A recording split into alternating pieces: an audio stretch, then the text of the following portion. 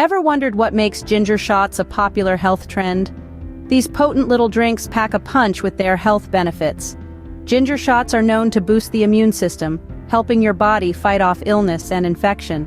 They can also aid digestion, reducing bloating and discomfort. Additionally, ginger has powerful anti-inflammatory properties that can ease muscle pain and joint stiffness. And let's not forget its rich antioxidant content, protecting your body against harmful free radicals. With these benefits, it's no wonder ginger shots have become a health enthusiast staple. You might think creating these potent health elixirs is complicated, but guess what?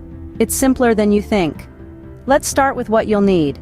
You'll want to gather fresh ginger, lemons, honey, and a pinch of turmeric. As for utensils, a juicer or a blender and a strainer will do the trick. Now, on to the creation process. Begin by peeling and chopping your ginger into small chunks. Next, squeeze the juice from your lemons. If you're using a blender, blend the ginger chunks until they're a fine pulp. Then, strain the ginger juice into a glass. If you're using a juicer, simply feed the ginger chunks through the machine.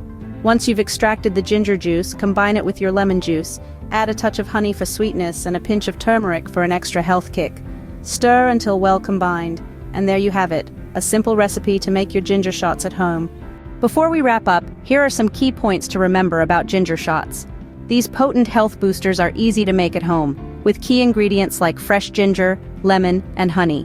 Store them in airtight containers in the fridge for longevity. The best time to consume them is in the morning, but be mindful of potential side effects like stomach upset. If the taste is too strong, try adding apple or carrot juice.